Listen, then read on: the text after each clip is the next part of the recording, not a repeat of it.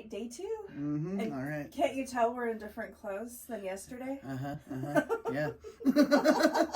All right, so let's see here. He's going to choose it once you raise it up so everybody can see that you're choosing it blindly. I will choose it totally randomly.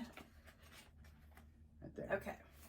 So this is page 96. It looks like this is also from my perspective. So eventually we'll get to John's. Oh, yes. All right, so here we go. It's just going to start in the middle of the story. He kept his bills folded in different patterns. $1 bills were left unfolded. 5 were in half lengthwise. 10s were halved widthwise once. And 20s were folded twice widthwise. His wallet had 2 different bill compartments, and he used these to separate large and small denominations. Learning little details like this became the norm and were great lessons in going with the flow.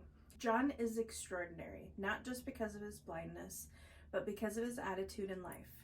He does things his own way, not caring about society's standards or expectations. I would learn quickly that he was a people pleaser like me, and we both struggled with feelings that we sometimes disappointed others. We each had an innate inclination toward perfectionism, which branched out into most areas of our lives. This included how we were perceived by others, never wanting to appear disrespectful or confrontational. Being agreeable was often the easier option.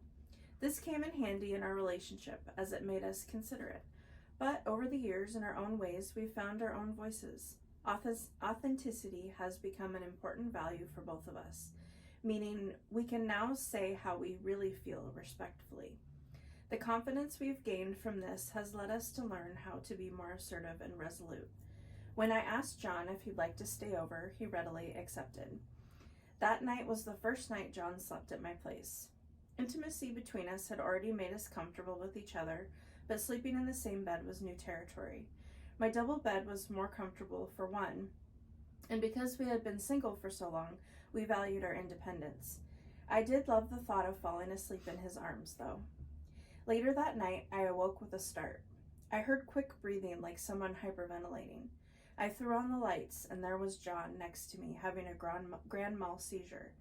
He hadn't told me yet that he had epilepsy, and I had never seen anyone had such an episode. I quickly turned him on his side and called out for my roommate.